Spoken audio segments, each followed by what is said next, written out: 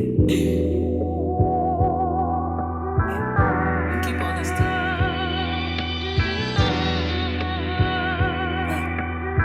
heavy is the head. I see the bow throwing. I'm too full with it. I gotta keep going. Kobe with the wins. You niggas just Ginobili. You winning only cause of me. Let's keep the ball rolling. No disrespect, Slim. Where is your check, Slim? Welcome back to another episode of the You Weren't There podcast. I'm, of course, your host at Mia Was Here, 5 underscores, and we got a great one for you today. I'm gonna let my co-host Chaz introduce himself, and then we're gonna get right into it. Chaz. Yeah, peace, family. What's going on? It's Chaz DL. We got 3 amazing guests. Welcome. We know we had a crazy snowstorm here in the DC area, and so it was good to be back, though, man. So I'm ready. Let's get into it. I'm telling you, we're gonna let our guests introduce themselves, and then we're gonna get right into it. Jerry, let's start with you. What's up, y'all? It's your boy Jerry Holmes. Jerry like Jerry Springer. He is at 3 Homes like public housing. Search me up, you're gonna find me, baby. And yeah, I'm here. Veronica. I'm Veronica, So Creative Essex. They call me So Creative because I'm so creative. Yeah. And I'm Stephon Edmonds. Everybody call me either Smiley or Smiles. You can check me at Smiles 711. That's with a Z. Pretty much the man behind a lot of flyers around the DMV area. Okay, that's what I'm talking about. So listen, we always want to start with your journey, right? How did you arrive at the point that you are right now sitting in this seat? For that, Veronica, Queen, we're gonna start with you. Yes. So I've been an artist my whole life. Like I don't ever remember not wanting to be an artist. I remember one of my friends was like, "What did you really want to be when you grew up?" And I was like, an artist. So I've been drawing since I was a kid, drawing, writing. The spoken word, poetry, and being on stage happened in my adult life. Like as a child, I was extremely shy. I was like the behind the scenes kid. So I was writing like scripts and plays and all that, but I was just the writer. It wasn't until this was in 2010. At the church I was attending at the time, we had to pick a ministry, and I was walking around the tables, and I was going to do video production, and God was like, "I want you to do drama," and I was like, "Yeah, nah, I don't think that you're talking to me. I don't think that was the Lord." So I chose video production. But every time like the drama ministry would get up and do something, it was like my spirit was like alive, you know? So I went and spoke to the drama director, and I was like, "I think I'm supposed to write for y'all because I'm a writer." So I'm like, "I'm supposed to write for y'all." And she was like, praise God. But so I had wrote a couple pieces, and then she had like taken a look at my poetry, and she was like, "I actually want you to do some of this." And so then 2 weeks later I was on stage, and then I was just known at my church for the girl that did spoken word. I ended up being like the head of the creative writing ministry, and I started doing mission work. So for years, like that's what I was doing. I was doing spoken word around the DMV area, and then also doing mission work and ministry.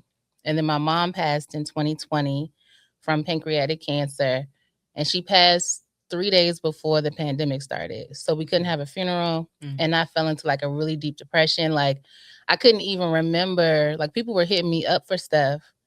And I was like, I don't even know who that was, who was doing all of that. Like y'all asked me to do stuff that I don't even feel like I can do. Like I was like, I don't even know who that is. My voice didn't sound the same. I couldn't remember my words. And it's very easy for me to memorize like poetry and different things that I do. But slowly, like going through therapy, spending time with God, like my friends, my community, I started coming out of it. And my therapist was like, you need to do something because normally you would have a funeral. And so I was going to make a video. My friends sang a song for me. I recorded them singing, and it was going to be a series of poems and different things about my mom. But none of my family wanted to participate. So I had attitude. And then I was like, well, you know what? I'm just going to have a little event. And that event ended up turning into the show that I'm producing right now, Good Grief, Great God. Because the more I would write, it turned into like a full-on script. And it just like evolved from there. And so now yes, I'm still a spoken word poet, and I'm also like a visual artist. I do digital illustration, I do graphic design in my full-time job. But ultimately, like, I'm stepping into this space of being a storyteller. I've always worn like this badge of like I'm a multi-hyphenate creative. But I realized, like, even in my poetry and my artwork, everything I do, I'm really telling stories. And so I've always loved movies. I've always, like, back in the day with DVDs, I'm kind of telling my age. In the DVD, I always watched the director's cut of DVDs and all of that. So it's like literally, probably this is like new, like 3 months. I've been in this space for like 3 months of actually accepting, like, man, like, I'm a writer, I'm a director, I'm a producer, like, I'm a storyteller. Like, I'm supposed to tell these stories through theater and film. Yeah, so that's where I'm at now. That's dope. And honestly, I think, like, because we had a guest recently who had lost her mother, and I always tell people, like, when people say, like, oh, I understand in those situations, it always, like, I find it to be very offensive, because that's something I think you'll never understand until you go through it. Yeah. And I think, like, the grief associated with that, like, it can push you in a lot of directions, but seeing, like, your grief push you into, like, your purpose, I think it's really amazing, because a lot of people, like, it's easy to fall down that rabbit hole of, like, despair, right? Because if you ain't got nothing else in life, 9 times out of 10 you got your mama. Now, everybody's story is a little different when it comes to that, right? And we respect all of that too. But I think more often than not, right, your mother is like the cornerstone of who you are meant to become, right? All of your early lessons in life that really create who you are start there. And so to lose that is like a grief I cannot imagine. So you being able to push forward in that and like turn that into something that's powerful, I think is super impressive, honestly. Thank you you so much. And you're absolutely right. Like, I learned through, like, actually going through, and I do advocate, like, do some sort of grief coaching, counseling, do something, talk to somebody, because then you'll start to realize you're not crazy. One thing I learned is when people lose their parents, for everybody else, it occurs that, oh, she lost her mom. But for me, it occurs like I'm in a world I don't recognize, because when we're born into the world, our parents are here. So then for them not to be here is like, I don't even know where I'm at. You know what I mean? And so knowing that that's okay that you're at that place. And I really advocate for people to be fully self-expressed, like, say exactly how you feel and surround yourself with people who allow you to have that space. You know what I mean? It was hard for me at first because I was so heavily in ministry, and I don't want to make it sound like ministry is a bad thing. No, it's a good thing. However, like, the church has done like several disservices, I feel like, in the sense of like this idea of perfectionism. And that is not what our relationship with God is designed to look like. It's supposed to be an authentic one, an intimate one.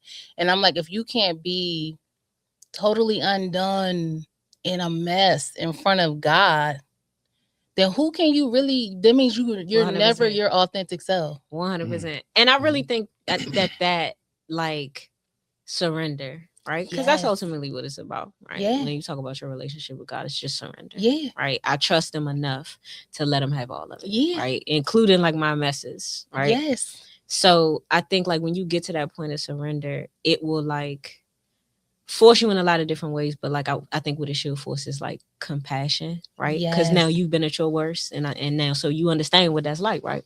And I think that that's a misstep of a lot of overly self-righteous people, right? If you take the religious name out of it, it don't matter what you call it. Like, that self-righteousness, like, is what detracts people from being pulled to God. Right? No matter what they call him. So I think like that's a issue we got to work on, like, culturally, right? We got to like let our miseries create some compassion so that you like have some understanding of what's happening around you. But I think very often people go through hell and now feel like the people behind them should go through some hell too, because it's like character building or something. But I think like when you go through stuff, it should make you more compassionate to the people around you going through that same stuff, or anywhere in the realm of that, right? If you done had your heart broken, no matter what type of heartbreak it was a nigga dog died. That's very serious for people. I am a dog owner. I'm mentioning this example specifically. I'm telling you, like, when you have a dog for as long as I have, like, Coop is 6. Oh yeah. So it's a long, that's like in being in a Mhm. 6-year relationship, that's a very long attachment, right? It would be hard to break. yeah. So like I feel for people now that like, cause I think before I had one, I've thought that underscore. No offense, y'all. I thought it was very silly. I'm not gonna lie. Like, come on, nigga, over this dog. Mo, come on, Mo. Like, enough. Now that I have one, I get it. You know what I'm saying? So whatever your grief is, like if you experience grief in any form, it should make you understanding of people who experience grief. If you get your heart hurt, it should make you understanding of people who get their heart hurt. If you feel like your failure stopped you from accomplishing what you wanted to accomplish, it should make you more compassionate to people fighting for their dreams, right? I think that's a big issue as far as like the creative specter of this area. I think people fail at something or what we perceive as failure or what they perceive as failure, right? I might not see it like that, but if they looking at themselves in the mirror, maybe they're not happy with what they seeing or what they thought they would have accomplished by now, right? That those lingering thoughts of like shoulda, woulda, coulda, and if I'd have done this differently 7 years ago, I might. That's first of all, that's ridiculous. All right, so. Because I tell people all the time, whatever version of you missed that opportunity or whatever you thought that was doesn't exist anymore. You need to let it go. This concept of like, I need to get back to, you sound crazy. You're never going to get back to that version of yourself because they are no longer here. Every experience that you've had since that happened has changed you in a million imperceptible ways. That person is gone. Because that person didn't know what you know now. Exactly. I always look at it. But like, people in this area, I think specific, and I think people all over would say this, right? Because I have friends doing music in Memphis and in Florida and Chicago and LA. And I feel like the sentiment is always the same, which is like people missed the mark on what they wanted to do. And so now what you want to do seems impossible, right? How could you ever, right? If I couldn't, which is crazy because like your missteps should create some inspiration in you to say like, well, I wish somebody had told me this. So you tell somebody else that so they don't miss it how you missed it. So they can grow in an area where you were not able to. That's what the point is supposed to be. I don't know when we got to this like ultimate hate and shit. Where people forgot that like your missteps, your mistakes, your errors should create some level of kindness in you on a real way, right? Not on the version of you that's looking for attention on Instagram, right? But who you really are, all for them cameras. That version of you should care about people. And that version of you should be able to go through something and say like, I don't want nobody behind me to have to go through that. So like, let me tell you what I learned. You see what I'm saying? Like, this is literally our purpose. And you weren't there. It's just like conversations that you weren't in, rooms that you weren't in, things that you weren't aware of, things that you missed. Like, this is what we want to talk about, right? So saying all of that to say, because we don't want to make y'all think we skipping. We going somewhere with it. I promise. Follow me. We going somewhere, I promise. Steph, let's get your experiences as far as like how you became who you became. Don't worry, ladies, he's single. You know what I'm saying? I know. If you're interested, he's single. You call him at 202-555. That's hilarious. No, for real, Steph, like I've always thought like real talk. I've known Steph for years, right? And right, there's a way that you know people and really know them, and then there's like a way that you like know people in passing, right? And so when you know people in passing, which I would quantify as the way that I really know Steph, right? You don't know the intimate details of who they are, right? But discernment is discernment, right? You pick up on people whether they mean to or not. I think that's what people don't understand. Like people don't understand that like you're not hiding from nobody who like is like gifted in any kind of way. I think creatives are like the most perceptive people, right? I think creatives walk into a room. I think something that Chaz said, and I carry this with me everywhere I go, so I really appreciate this from you, brother. But Chaz said something once about creating his own energy when he walks into a room.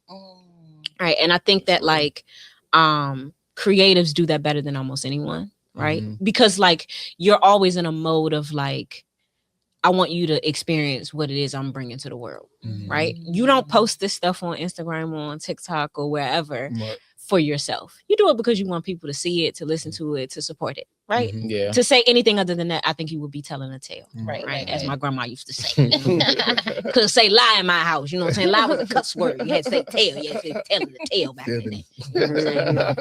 You know what I mean? Like, I feel like some kindred spirits up here. You know what I'm talking about? But I think that creatives do that best, right? And I can say that that's something that like I've always really like admired in Steph. I feel like he is a person who carries his own energy, and it is always like a lovely, positive, Appreciate like kind energy, right? You don't always feel that in creative spaces. You know, let's keep it a buck for a second. Creative, y'all so mean motherfuckers sometimes. Like honestly, like y'all can be so mean. Like it's like, yeah, we know your art better than everybody. We know you feel that way about yourself. You're supposed to feel that way about yourself, but that doesn't mean you have to alienate them. Right? People need to want to deal with you. People need to want to talk to you. That don't mean you can't be yourself. Look at me, I'm a proud asshole. Somehow, some white people still like me. I don't understand. You know what I'm saying?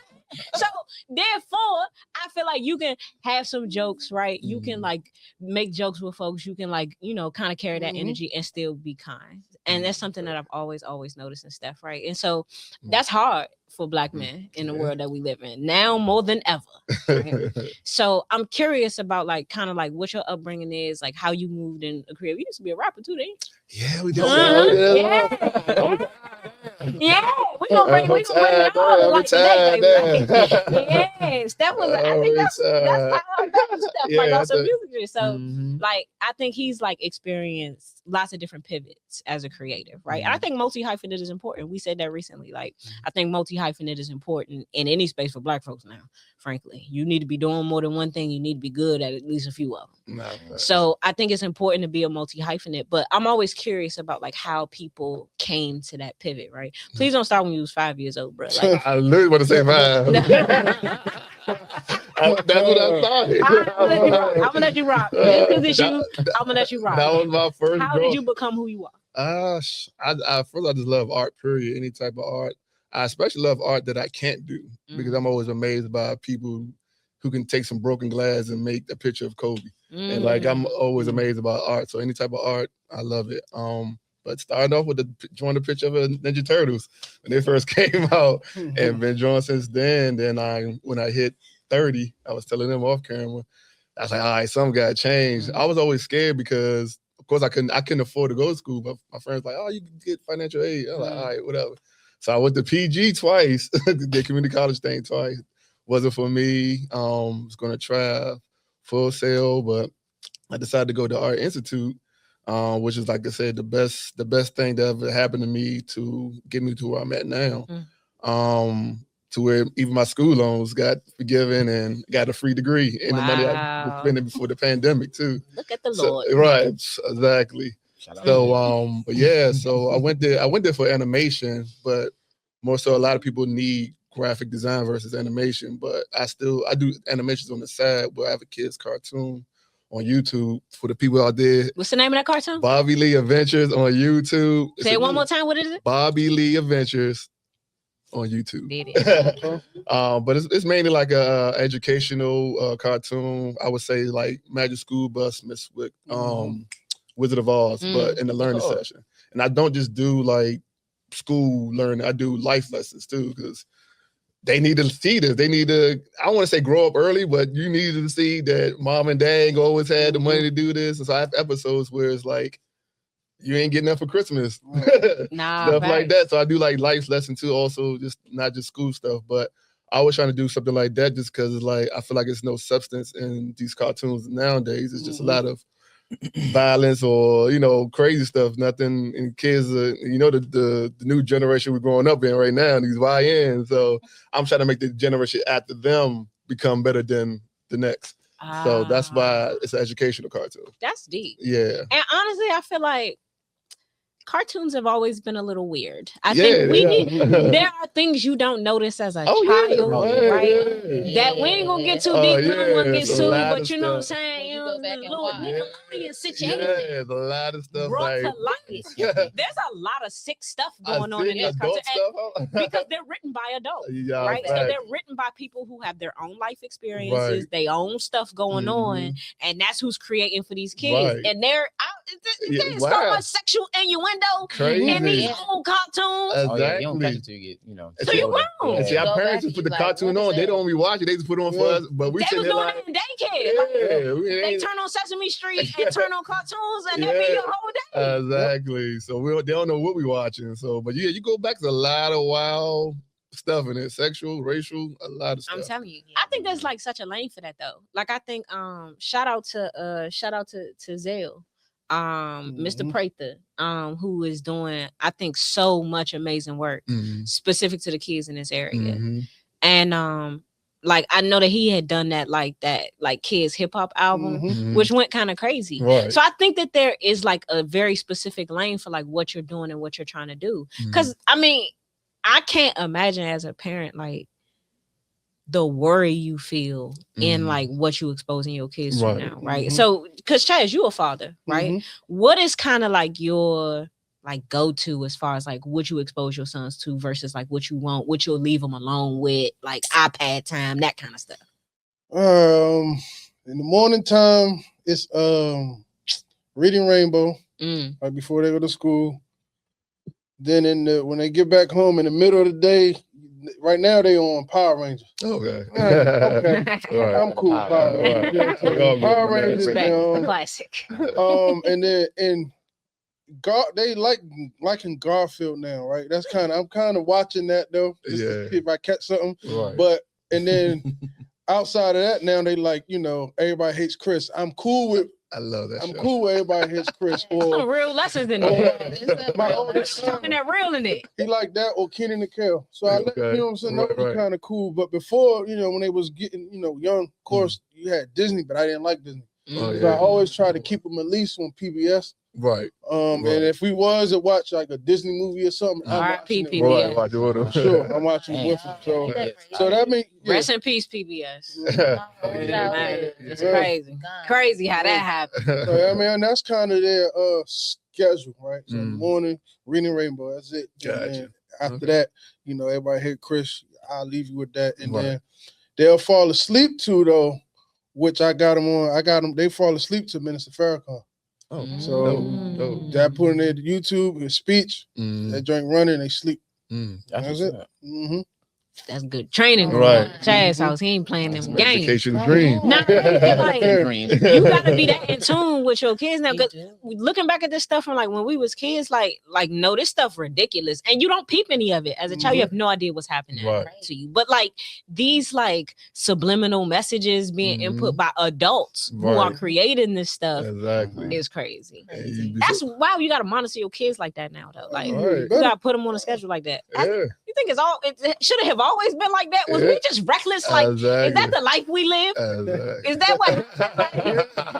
No, I mean, because it's easy to kind of get caught up in being an adult. I mean, now it's down. They got it. So you know what I'm saying. But at first, just turn this on. They come downstairs, Reading Rainbow, turn it on. Amari, go look for it. Put it on. And then before they go to sleep, all right, time to go to bed, to put on. Right. And he know how to go. You got him on schedule. I feel like, dang, like, I was like, but not like TV schedule. Like, I gotta keep it a buck. And like everybody know, like I love my mama. Like let me tell you something, like the GOAT. Yeah.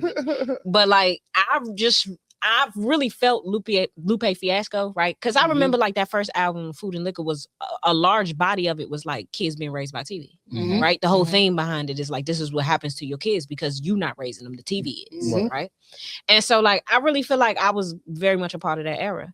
I think like the morals and principles were a little different than anyway, because you did have neighbors who would like snitch on you, right? And like people in your, immediate like kind of vicinity who like helped to raise you, neighbors you could count on, right? I remember going to neighbors' houses by myself as a kid with people my mother trusted, and like to this day, these are still people that are friends in my family, right? I remember trust.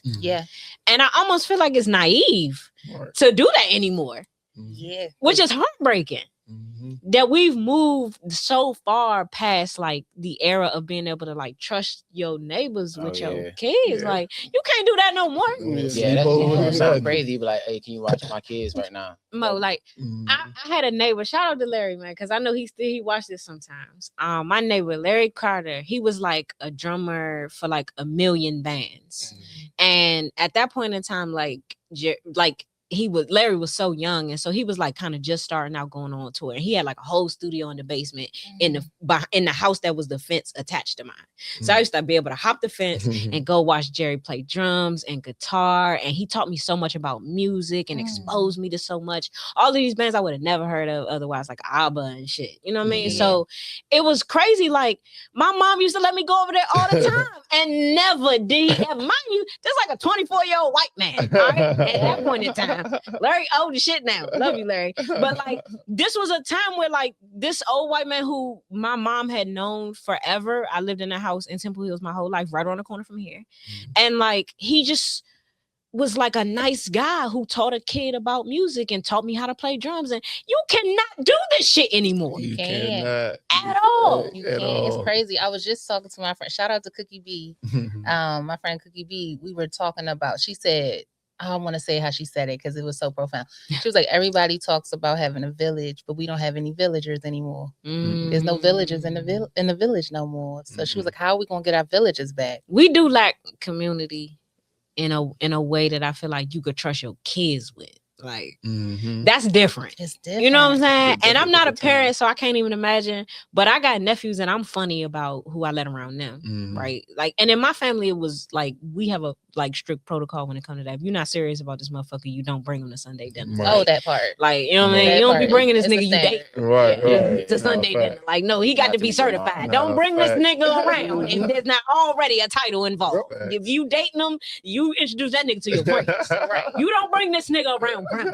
You understand what I'm saying? Like, Facts. I just feel like we've lost all of these things, all the Nah. recipes, Mo. Nah, Oh, I'm telling you my age. facts. Like, Facts. but I really feel it. Like, I feel like we've lost the Different- recipes. different times. These kids, like, they in a totally different mode as far, and we're not even talking about like all of the like technological advancements that I feel like make these kids better than us. Right. Oh, I feel like the principle of like a support system that you can trust. Right. If you so much of the music that I hear now is like, I can't trust nobody. I can't trust nobody. These bitches ain't shit. These niggas ain't shit. I can't trust nobody. Ain't no love out here. Right. That's Yeah. like the basis. Well, that's what's Yeah. selling. You know what I'm saying? So And there's a plot behind that. We're not gonna let you get into conspiracy theories today. I ain't Chase. gonna. But we feel that, right? We know- Absolutely, that there is like scenarios playing off of each other. There's marketability, right? And what sells. What sells is gonna have the machine behind it, no Mhm. question, right? But there's La Russell.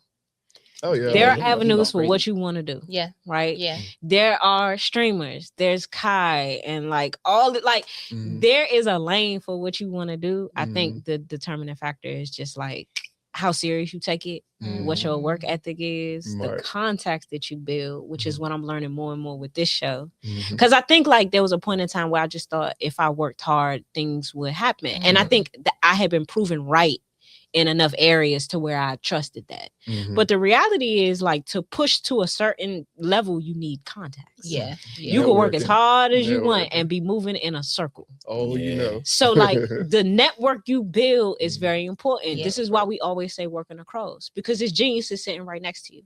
Mhm. It's people sitting right next to you that can help you to advance to the level that you want to get in one way or another. Mhm. But you're so busy trying to integrate vertically that Mhm. you forget about like how necessary it is to look to your left and to your right. Nah, right. facts. And Absolutely. And I think like the creatives of previous generations would disagree, right? There Mhm. was community, even when me and Steph was out there rapping, like Mhm. there was community at that point in time. facts. We say it all the time here. Open mics almost 4 days a week Mhm. and events every weekend. There was so much opportunity for you to like connect to the people that were doing what you were doing, to Right. connect to the geniuses right next to you. Right. And I see that reemerging, yeah. which I love. I see it happening with my boy Samoris and what he's doing with the love movement. Of course, we've been seeing it happen with Nature Boy. I see it also happening with LB.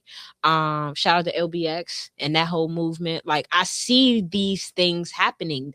And also what I'm noticing now is these pockets of creatives like starting to integrate. Mhm. Because I think like for a little bit, it felt like it's this collective over here and this Yeah. collective over Yeah. there and this group of niggas over here Right. and nobody Yeah. really like fucking with each other, even though they Right. all doing similar things. Right. And I am noticing now that like that's shifting and changing, Mhm. Yeah. which I'm so proud of. And it just feels like it's moving back into an area of like, yeah, everybody got their own collective. Everybody got their own thing that they doing. Right. But people are starting to once again see the value in Mhm. like linking.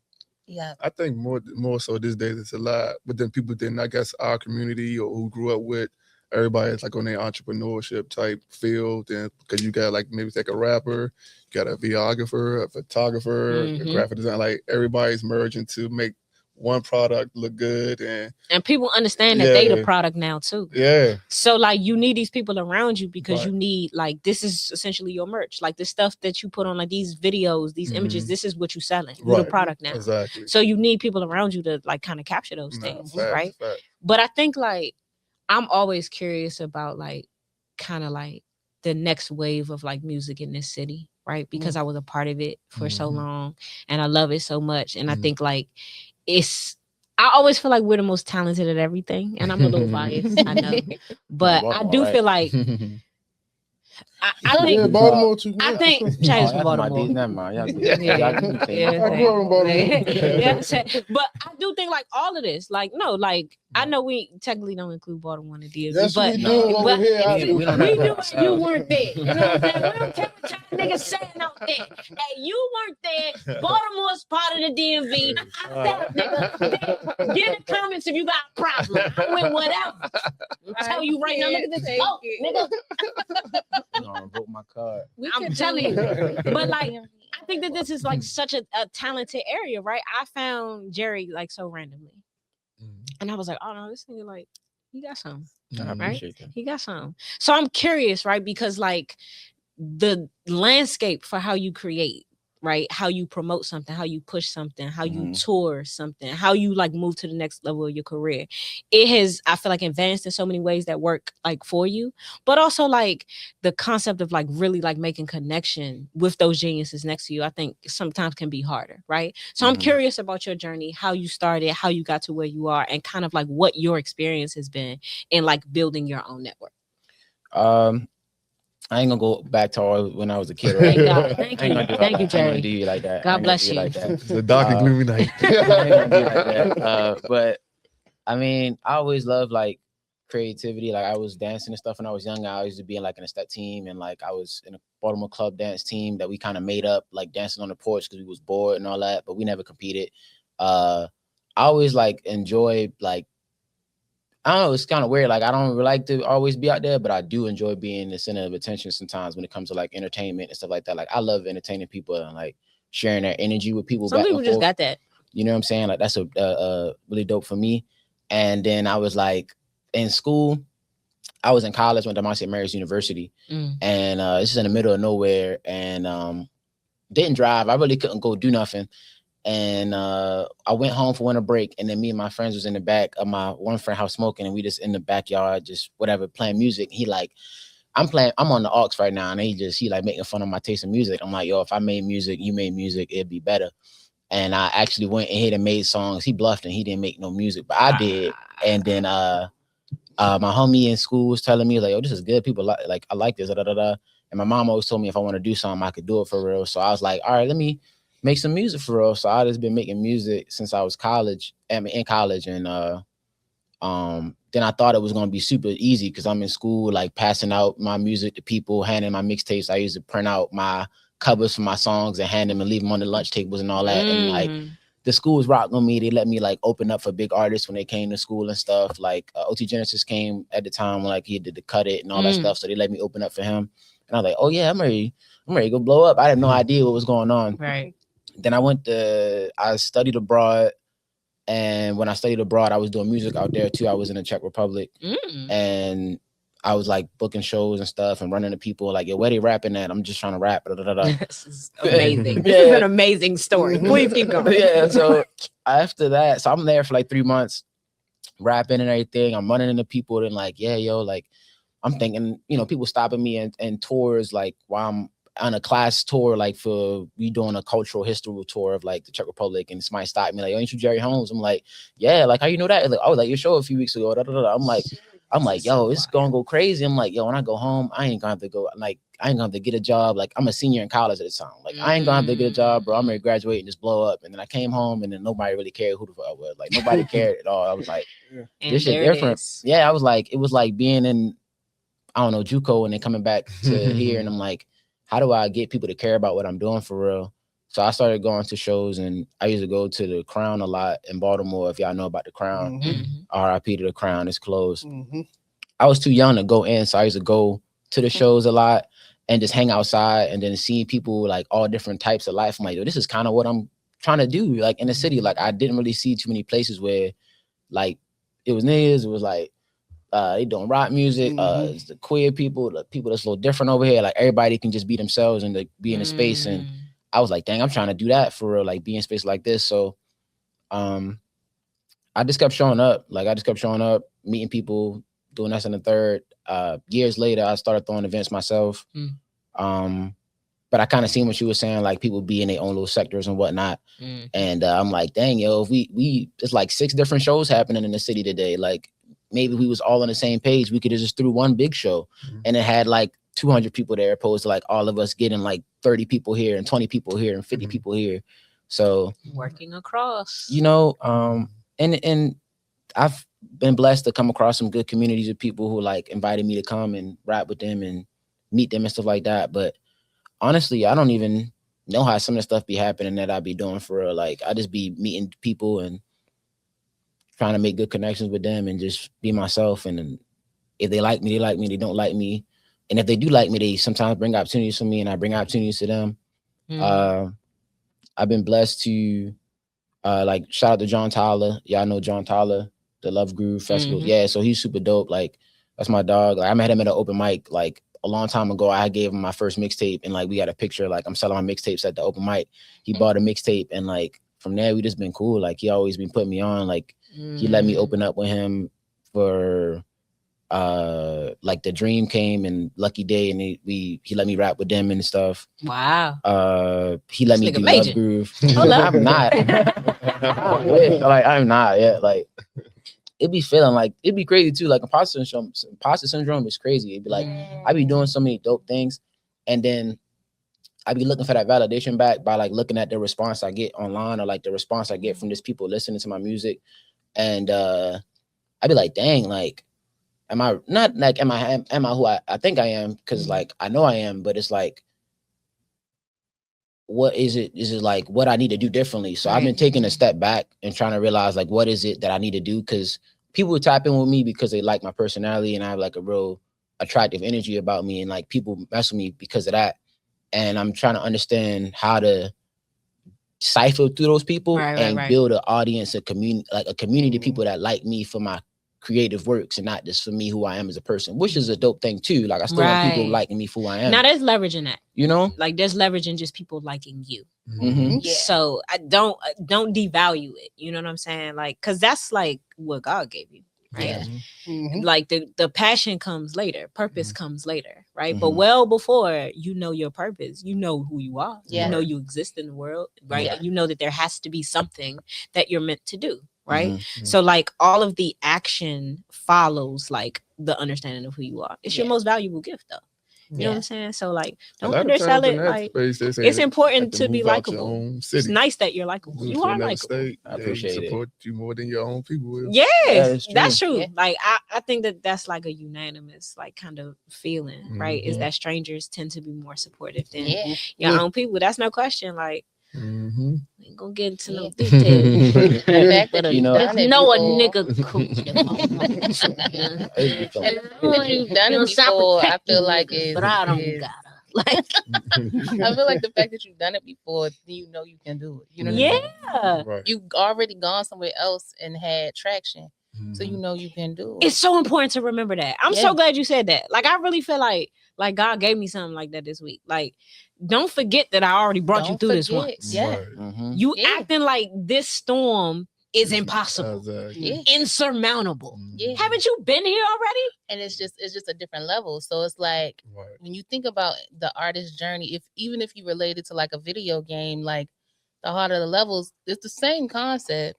It's just a little bit harder. And based on what you're trying to accomplish, it has to be like you, even in the gym, like you have to have more resistance. You know what I'm saying? So right now I'm like in a hard place in the middle of trying to, in the middle of producing this show. I'm in a very hard place personally. You know what I mean? So it's like, one thing after another thing after another thing. And this morning I was like, God, like, are you going? We still doing the show? Are we still doing the show? We still doing? Okay, we're still doing the show. And I realized, like, no, like this is inevitable. It has to be this hard, or it has to be a certain level of sacrifice. You have to have a certain level of grit for it to matter. You know what I mean? This is what makes all the great stories later on. Yeah. Mhm. If it was easy, you wouldn't even want to do it. When you think about it, Right. when you think about it, if it was easy, you wouldn't want to do it. And honestly, if you really think about artistry in this way, right? The artists that stick are always the artists that you like. You Yes. feel like their stories are relatable, Mm-hmm. or even if they're not relatable, you find them to be interesting, Right. right? There's a reason why, like, Drake Oh, Kendrick. God. and Cole are at the top of the heap. Oh, There's a God. reason why they're the biggest names in the conversation. out. We're not getting into it. We can get into that we can get into that J. Cole a little bit though. But, like, I'm saying, That's a pig a couple years ago. nah, I'm just saying, there's a reason why these names are still in conversation, even when a nigga ain't got nothing out and he ain't really doing nothing, right? There's like a story that they selling you. Now, whether you continue buying that story is a different situation. That's why your man been so quiet. Niggas ain't buying the story no more, Ice Man. Like, you know, we ain't buying it no more. That's just how hold you. That damn Ice Man, I was supposed to be out about a year ago. Nigga, it's cold outside right now. Perfect time. Right? It's marketing for you. Right. And yet, Man. God gave us a still good no word. God gave you everything you needed for your roll out. And look what you did. Nothing. So that tells me everything I need to know about the Ice Man. But what I'm saying is, Nice, man. She's funny. I'm just saying. Hilarious. I'm just saying that you gotta admit I'm making a point. No, It's that the was a- nigga rollout happened that was a perfect- nationally. that was You're perfect, spitting bro. facts. They got That's a that perfect way. rollout. It was North Carolina got 10 inches of snow. You should have put that bitch out that day. Which is Facts. crazy. Facts. No. All right. I'm gonna land the plane on the. He ain't talking about Drake, but I'm not. We talking about this nigga a lot. It's hard not to though. This nigga hate it. I'm saying, Chaz. I'm saying, I ain't never said it to you before. But I'm saying it right now. This nigga Chaz is a hater. Trust me, that ain't that's going on. Mm-mm. Oh, that's What you think about that new J. Cole joint? I ain't get to hear it yet. I ain't Okay. hear it yet neither. You hear it? Nobody heard I it? heard it. It's pretty I heard a couple. I seen bad reviews though. You saw bad reviews? People, I seen people. What was the review? It ain't been out long. I ain't heard. Yeah, first of all, I mean, fact, thank you. Thank you, artists. Yeah. Yeah. I'm sick of y'all doing that. People come out with an album and 3 hours later, you niggas have a whole full page analysis. Like, listen to it first. Yeah, and I like to hear the whole body of work. Digest Yeah, the I whole agree. So I can't thing. get no Somebody like J. opinion. Cole, because I'm like, I want the stories. I want to understand like fully. You know what I mean? Mhm. And I feel Because like don't Cole think is the one guy for track that. is- Listen, right, he is. listen like 3 times. Listen to it like 3 Right. times. And then Thank hear the whole you. thing. You know, Thank you, Jerry. first time might be a little okay. The first time might be like, all right, this is a little. I ain't feeling this. The second time, like, okay, I kind of see what he was going for on this one. The third one, like, you know what? He actually might have something. I ain't listened to it yet, so this is not what I'm saying about the album. But that's just how it is with music. You know Now, what I'll I'm give you saying? a good example. Euphoria. The first time I heard it, I was like, ooh. Second time I heard it was like, wait a minute. Right. Third time I heard it, I was like, this nigga won. That part. But it took a few listens for me to get there. I'm not gonna lie. As a consummate, You got to listen to more. we than not once. gonna say the Even- nigga name Ache Stan. Even in All your right. patience, even in your patience, you just said it. The first time you heard it, it was like, Right. Most people ain't even got patience to even do 2 or 3. That's true. So their first listen is Do you find that in your music? Like, because I know like that's something that you said you're exploring, right? Mhm. How hard is it to get people to listen past the first like 30 seconds? I tell you, it's so crazy. You know, I'm still learning and I'm thinking I'm figuring it out. But every failure, I guess, for me, I ain't gonna say failure. Every project that I feel like I failed at an attempt of like trying to get people to capture their attention and listen to this whole body of work is just a lesson for me. Cause like my stats are telling me, I'm like, boom, I might have got the first week, I think it got like 200 streams all the time for the tape dropping. But it's like, I'll go look at the numbers. It's like 170 something people listen to this first song. Go to the second song. 50 people listen to this second song. This third song. 10 people listen to this third song. So it's like, I don't know. My people who like my music, they tap in and continue to listen to it, and they'll tell me like, y'all like da da da. But it's hard to get people to invest into something unless they really invested in me or like invested in it. You know what I'm saying? Like I got a large network of people who are like, yo, I'll tap in with it because like, oh, we love Jerry, so I'm gonna tap in with it. But it's like, you know, the next thing is like for it to live with you. Like I want you to stay with it. You like don't tap in with it. I'm not saying tap in. I love everybody that tapped into everything that I did, but I want you to continue to tap into it. Like I got stuff I'm getting notifications like, yo, this has been out for 3 years, 4 years now, blah, blah, blah. You know, I still love when people be like, yo, I still listen to this. Like, that's what I really want. I want people to be like, yo, I'm 2 years later, yo, that's still your best thing you done did. Like, I'm waiting for you to do something like this again, opposed to like, yo, when the next thing? Cause it's like, I don't know, there's a lot. The way people consume is so different now, though. Honestly, like, right, because like we right there with you. We figuring out these same things in real time, right? And so, like, I think people's attention span just kind of is what it is. Like, I know that if we have a show that hit 2 hours, it's probably gonna get 5 views. Like, that's just the assumption that I make, right? I think like just the sheer like this is 2.5 hours scares people off. Now people prove me wrong, right? And praise God for the people that prove us wrong. But like we notice the same things. Like, okay, this many people. I think on average, we usually are able to get people to tap in for like at least 30 to 45 minutes. But anything past that is like a hit or a miss. We don't know. You know what I'm saying? We don't know how it's going to go. So we figuring out those same things, right? This is the value of these conversations, right? Because people are having the same experiences, right? You have a play coming out, right? You're still doing digital and graphic design, right? So like you want attention from people. How do you do that though? Yeah. It's I ain't gonna hold you. It's been difficult. I really, and this is gonna sound but I just really be relying on God, to be honest, because I really don't know. No, that sounds like the truth. But I like one thing I'm learning is I'm reposting stuff that's old. To me, it's old. I've already shared it, but I'm reposting it and people are like acting like they ain't never seen it. So I was thinking like you could do that with your music. Like repost the ones that you really like. Nah, this joint was my favorite. And then tell a story about it. I really feel like you specifically can capitalize on your personality because people love you so much. If you share like, this is why I wrote this and this.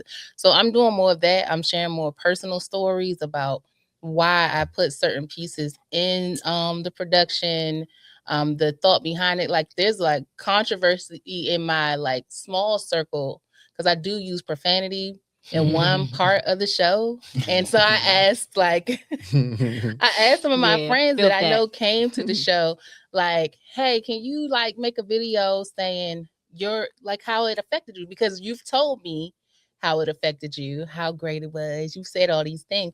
So make a video saying that so people can understand what this is about. Because it's part gallery and it's part performance. So it's my visual art plus the whole story. So it's like, I want people to grasp what this is. And this man was like, well, I prayed about it. Did you take off that part where you use profanity? And I'm like, nah, that's in there. Yeah, so I would have to rate it low because of that. And I'm like, first off, I didn't ask you to rate it. I asked you to share your experience. And you could genuinely share your experience that you was thrown off by that. Yeah, say that. So, you know, I've been posting reasons why, like, I had wrote that part out of the script. I had like kind of glazed over it. And God was like, no, say what you actually said. Say how you actually said it. Because I want people to understand what it really looks like. You know what I mean? So I've been just sharing more. And I think that's the key, to just share more. You know what I mean? And then finding like specifically like for like your podcast with it being longer, like with the show, I'm just taking like clips because I don't want to show too much because I want people to come to the show. But I'm taking little clips and clipping it and posting it to draw them in so they can see like, oh no, this is something worth watching. For sure. You know what I mean? Yeah, that's been like the key for us. It's just like we clip it up and post it. And we always tell guests, we give y'all a little behind the scenes. Feeling generous in my Frank Lucas color. It's nice. No, but like seriously, like I think like that's kind of where we hit is like just clips. And we always tell people like promote it like it's yours. And I really feel like generally speaking, people tend to like devalue that. right? Because the reality is, like, for that particular episode, it's as much your show as it was ours, Mhm. right? So if you sit through the episode, and I think that's something that I really pride myself on. I do not like sitting down and watching these episodes. I always do, but I watch them from a point of criticism. Yeah. Chaz will tell you that. That is very difficult for me. It makes the clips very difficult that I pull. I'm just not a person that wants to sit down and watch myself talk. Sound like an artist. Here, Yeah. That's Same like the here. same thing. I was the same way with my music. Like, once I like you did created something, done. I never listened to it ever again. I Mhm. could not. There, like, people ask me about getting back into. You niggas sound crazy to me. Let me tell you something. I wouldn't even remember any of this anymore. Like, I could never do another performance. I don't remember any of that music. Mhm. I don't sit around and listen to this shit. This shit is traumatizing to me. What are you talking about? How many ex-boyfriends is on them records? Let me clear the air. A lot of y'all. So I don't like going back and listening to none of that shit. I know what I'm saying. Like, I'm not listening to none of that shit. But what I do pride myself on is when I force myself to sit down and watch the episodes, I enjoy them. Mhm. So that tells me we got something. No, you Because it's the definitely do. opposite of what I ever want to do. Right. Yeah, I no. never, like, even when I sat in the seat, and I know that was a good one. Because me and Chaz, we debrief every episode. Goddamn right, we talk about y'all. How we established whether or not we like your ass. Sometimes we don't. All right. It's like, I'm just That's real. but real talk, like, we debrief about the episodes, and so, like, we have favorites, right? Mhm. Or we feel like, nah, that was solid, or like episodes that came out of nowhere. We were expecting nothing from that, and they just ended up being fantastic conversations. Right. But even then, right, knowing and being part of that in the moment, I Mhm. never want to go back and watch them. No. But I would say that more often than not, when I do, I tend to enjoy them. Now, there's some awkward joints in there. I'm not gonna lie. I'm not gonna say nothing, but some awkward joints in there. Yeah. And that's not the guest's fault. Actually, Mhm. I made things awkward. Oh, Lord. I'm learning in real time too. Yeah. I'm just keeping it a buck. You know what I'm saying? Like, I've made things awkward or made things weird or like not paid attention at the necessary moment and slowed conversation. I'm learning in real time. And Right. also, I'm a human being. We all have things going on outside of whatever happens in the moments of these shows. Absolutely. Mhm. Sometimes I get distracted, No. but I would say that more often than not, I like them. Mhm. And I think that's where I find us to be special. And I think that's what we gotta continue to grow on and capitalize on. It's like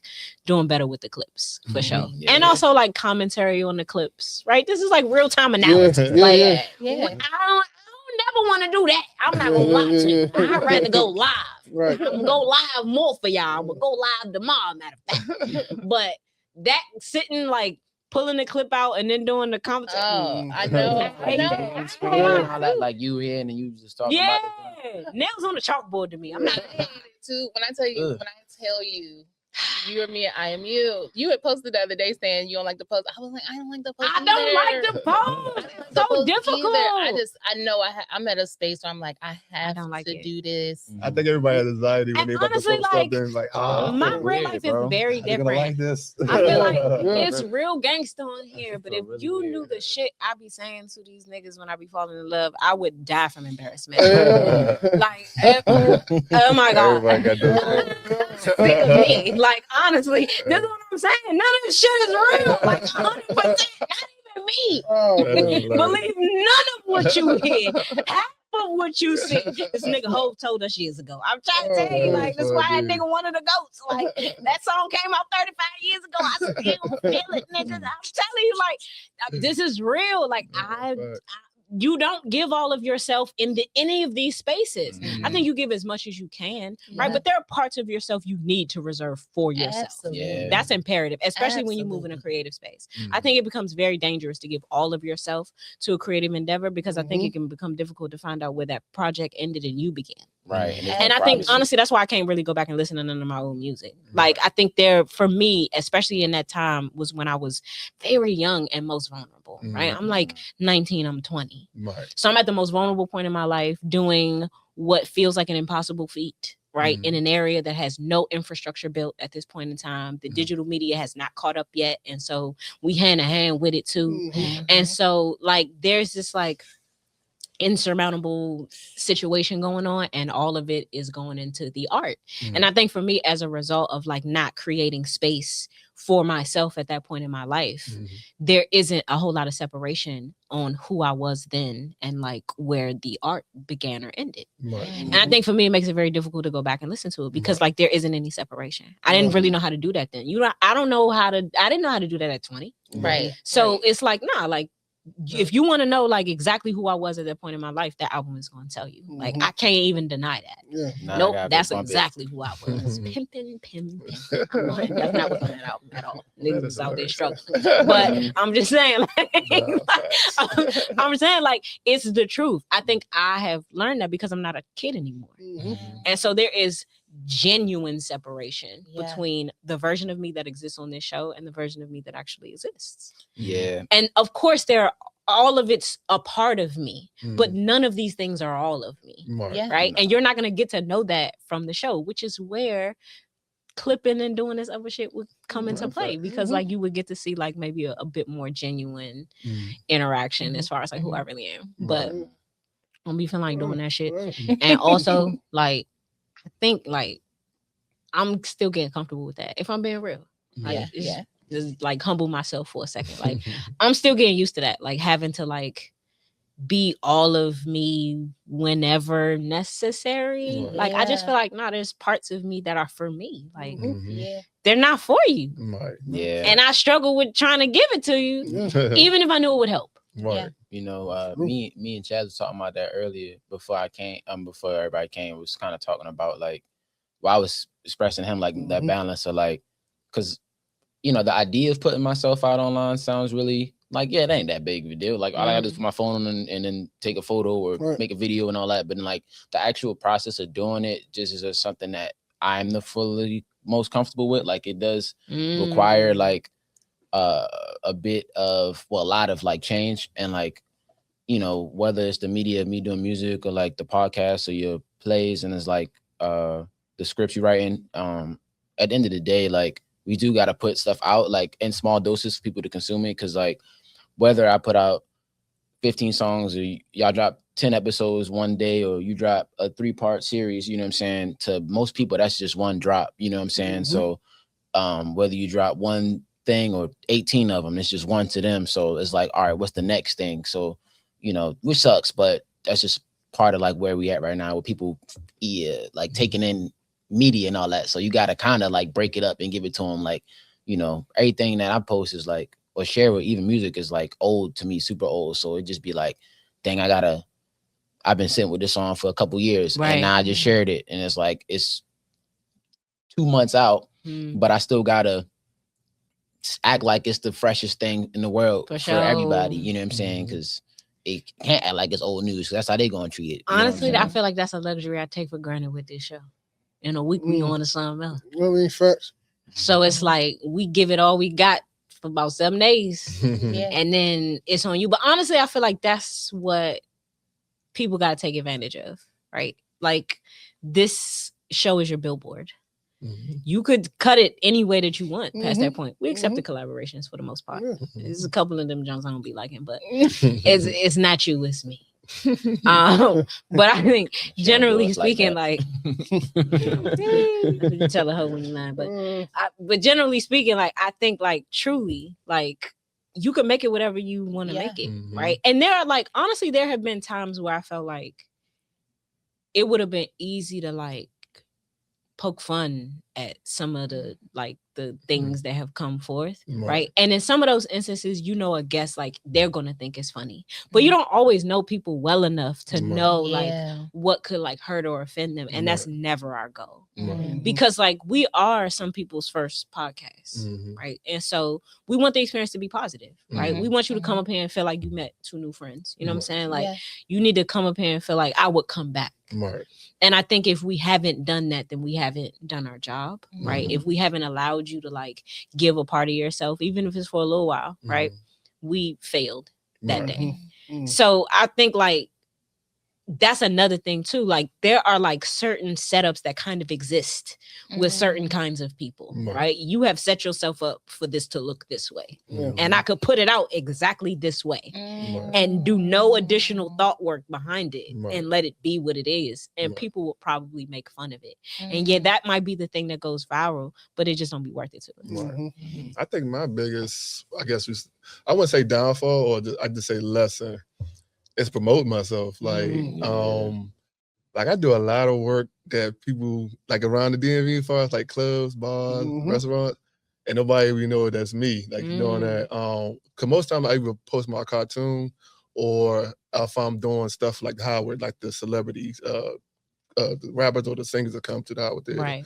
I just mainly post those just to show, hey, like celebrity posting my work. But for the most part, like a lot of these, like, cause I don't want to call them like local people, just cause I think they can get to this. I won't say local, but these local like Instagram people that I'm not gonna say names, but a lot of them, like, cause I want them to be blow up, but it'd be a lot of my work. But I just like, you wouldn't know it was me though. But for me, I get a lot of word of mouth work. Like everybody, oh, he did my, like, oh, who did your? Right. So that's how I give myself. But like literally, what was it, like 2 or 3 weeks ago?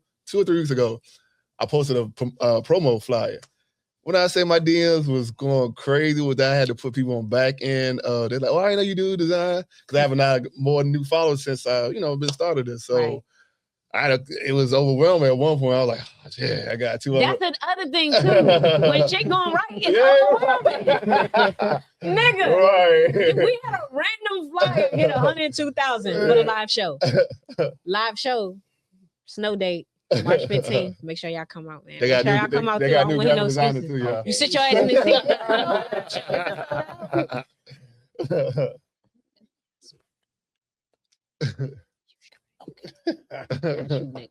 You niggas miss your RSVPs, nigga. I went to go get a ticket. If you sit in this seat, you good, baby. Let me say that for the record, because I feel like we've gotten a lot of questions about this genuinely, and I want to say this because we have gotten a lot of questions about this. If you set your ass in this seat, I expect you to be there. So I don't want to hear like all the RSVPs were sold out. If you've been in this seat, you need to be there, and if you're not, just know I'm a person that take things personal. You feel me? It's gonna be another alpaca incident. You hear me? Like, you see what I did to him last time. You know what I'm saying? You blocked that shit. You understand? Like, for real though. Like, if you sat in these seats, you good for the live show on March 15th. Same location, 381 Moore Street, right there in Union Market. Y'all know it's popping over there. So we right where we need to be. Shout out to Dry DC and Arthur Wheeler Spirits. Yep. But like, we like truly believe in, like, you know what I mean? Like, facilitating however we could facilitate, but we welcoming everybody. Like, I feel like it's more of a problem if nobody comes than if the line is really long. Yeah. Yep. Facts. You know what I mean? It's a good problem to have. Yeah, we want good problems. You know what I mean? We believe in good problems. And we've been very fortunate with the RSVPs, but the snow was hating on us. Come on. The snow, let me tell you something. Biggest op right now is the temperature outside. Come on. We literally had to slide in this motherfucker. All right? That literally happened. No, that's right. It's crazy. And you know what? I'm gonna go ahead and I'm gonna get into it. The job done by the District of Columbia and Prince George's County specifically when it came to cleaning this shit up is something we need to be discussing at a federal level. How much funding have you received to ensure these things are done? Right. 5 witnesses right here. You didn't touch that back parking lot of a commercial entity. We could ice skate back there. As a matter of fact, I was in it. All right? I watched Steph slide. She's directing. I'm like, I got to go with it was a rough go. I was nervous. I had this nigga about 6'6" ahead. And I was scared. Let me tell you something. This nigga fall. I don't know what's finna happen. I didn't get your big ass on the ground, Steph. You are a tall fella. All right? I had to go through the upstairs. I'm telling you, he almost hit the upper room today. I was concerned. But the job they did is crazy. Y'all didn't touch my street at all. Come on. And granted, I live on a side street in DC, but that side street is directly off 8th Street, which you did hit. And we all know the areas that they were touching. We're not gonna get into that. We don't have to. That's the beauty of Black company. You don't have to say it. But we know the areas that they hit versus the areas that they didn't. Prince George's County is one of the richest Black counties in this entire nation. For y'all not to have cleaned this county up is crazy because we pay money for this. Come on. But Aisha Brave Boy, shout out to you, sis. $50,000 on a hotel for her staff so they could be together. I work from home. Teams do that. Facts. So do Microsoft Zoom. Zoom. And guess what? I don't know about y'all, but I don't recall my internet or my light or power going out at all. Come on. How about yours? Jerry, did you have power during the storm? I did. Veronica, how about I you? did. Sure Steph, did. did you? What about you, Chaz? Yeah. Oh, look, all the niggas sitting up here still have power, which means that you could have done this on a Teams meeting, Aisha. I know what you told them people in the press, and I saw your little dance too. It was lame as shit, by the way. I know y'all do this shit trying to be cool. You need to let it the fuck go. You right at that age, what are you, 43, 44? You right at that precipice of your life where you need to be making a decision on the woman that you want to be. You want to be cool? Or you want to be effective? Sis, Right. I urge you, let that cool shit go. Do not on that, and that's okay. Do your job. Because there's no reason for this city to have been as ridiculous as it was. Yeah. Still is. Still Still is. is. We It's what? a whole lot of two-lane highways that's one lane to this moment. 3 lanes in Baltimore is 2 lanes. 4 lanes is like 3 lanes. Yeah. 2 lanes is 1 lane. All the 2 lanes is 1. All the Yeah. 3s is 2, 2, 1. Like, come on, man. What are we Nobody doing? got time. What? Listen, man. Y'all going up on taxes every year. Might not have noticed this as a kid, but I'm a grown ass adult now, and them shit's going up. Yep. You know what $50,000 could have done for the homeless crisis in this city? Come How many on. people died as a result of this weather? We ain't gonna get too deep on that, you know what I'm saying? But listen, we are citizens of this community. We care about this community. We care about the people that live in it. So we're gonna tell the truth too. We avoid certain things for obvious reason, but that shit was foul. Point blank, period. Period. We pay more taxes every year. And for y'all not to clean the streets up is crazy. In the richest Black county in America.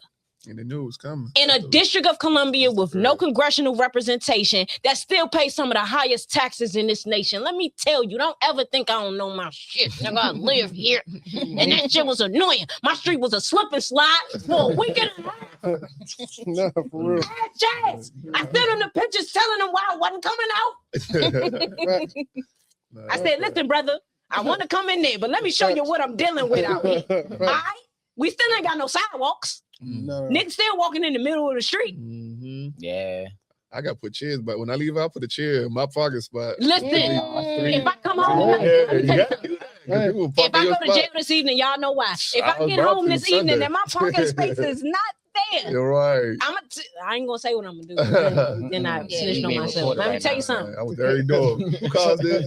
This Tell your you car? This your Don't do car? that. That's what I'm saying. Don't do that. that. Don't do that. There's a lot of women in my neighborhood, so it'll be a lot of cars coming in and out.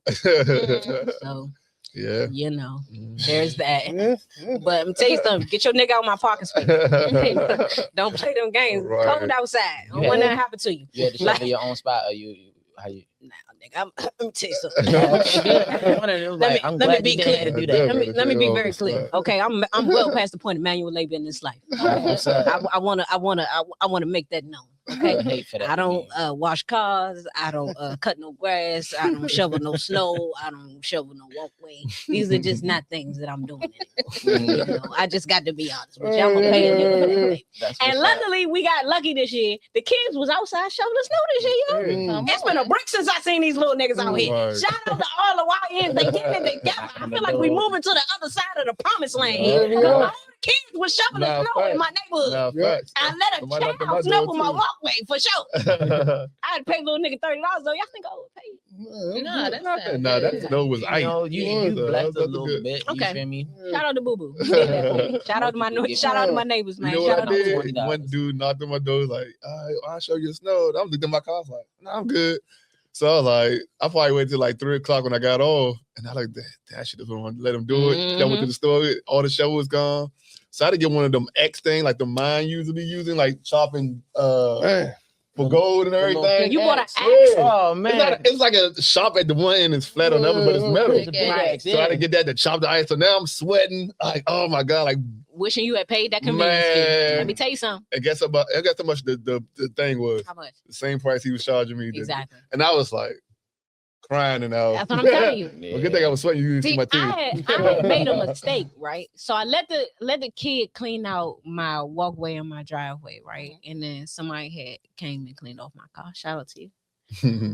And so the next issue became like the space around the car because now let me tell you something. I had a goofy neighbor who cleaned out her space and put all the snow behind my car. So now it's like I didn't clear out a little bit of space so I could back up a little bit, and then turned out she put all her snow in my spot. Boy, I'm telling you, boy, I already know. I'm gonna go to jail one day. I'm gonna go to jail one day. But, so listen, so now my parking space messed up again. I'm like, all right. So it was a guy who happened to live across the street, right? He was going house to house. You need it shoveled out. I said, no, I'm gonna do it myself, right? A couple days went past. Though. Like, about 9 degrees at night. Right. I said, boy, I messed up right now. I'm feeling stupid. I'm like, damn, my little ego getting away. I should have just cashed out this nigga, right? Right. But it just so happened that one of our Hispanic brothers Come on. Shout out to my spec. came out. He was cleaning somebody's parking space across the street from me. I said, hey, brother, like, you working for the city? Or like, he said, no. We just come out to help, right? That's what's up. You better believe he cleaned out that parking space. Let me tell you something. All right, it was expensive though. Nigga charged me $75 to clean out the parking $75. space. You gotta He eat. charged me $75 to clean out my parking space, baby. But it was solid ice at that point. I said, I'll give you what you want. Rather that week. I said, listen, I work every day for these kinds of conveniences because I will not be out here throwing my back out. You know, come on, man. You know I'm old, baby. Like, I can't be out here trying to shovel no ice. You Right. know, I ain't gonna make it. I still be laying out there right now. Yeah, no. No, It's a no. Yeah, it was crazy. I had to well, like when the snow came, I was in my girl house, so I had to shovel our spots out. And then when I Mhm. went home, and then This is I had really to where sexism is at its best. then I had to go home and Thank shovel God. out my spot. It was I'm crazy. not. And then shout out to Not doing sexism. We love it this time of year. Shout out that I did it. You feel me? Shout out to that. We had a little teeny You did shovel. exactly though, what a with good little- man would do.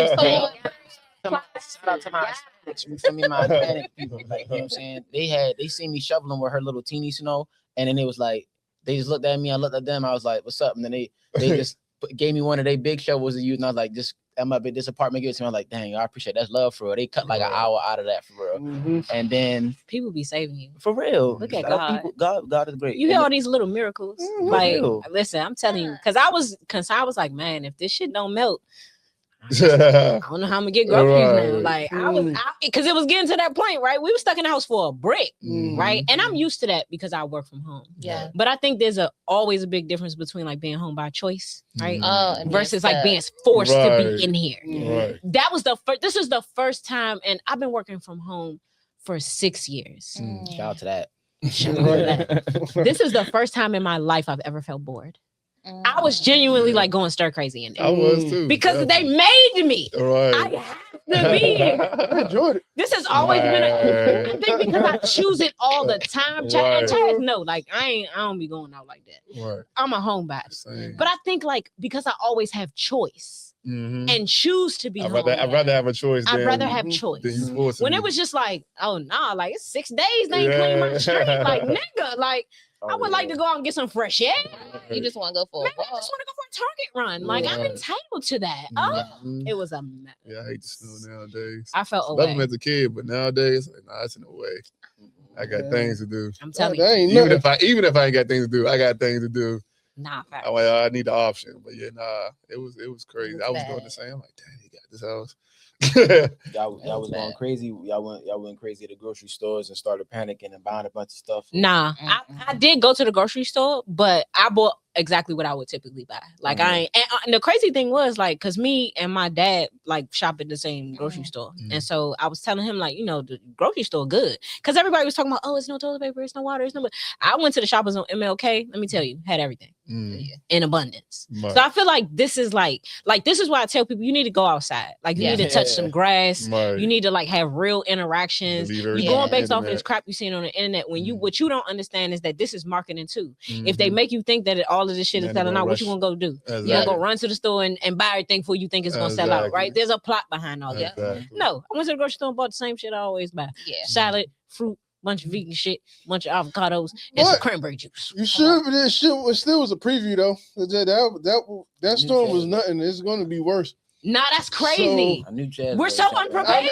I ain't going there, but Another one coming. I mean, eventually, Oh, you man. know, This nigga talking about the rapture and shit. because we got some, we got some, some spiritual teachers on this thing right here. So I don't know why you keep saying that about me, because that's not Oh, even true. oh, First of all, I cuss yeah. like a sailor. I don't Okay, know But nobody it's that cuss like absolutely me. true. But you thank you. Absolutely Oh, true. God, thank You you. already You know, that's what I'm saying. Let me tell you something. Don't And I hit it in the phone anyway. No, but no, Told you. wholeheartedly, no, absolutely. I ain't gonna get into it, but Yeah, man, you me already neither. know. Right, you could be a messenger. You already know. Cross I ain't gonna get into it.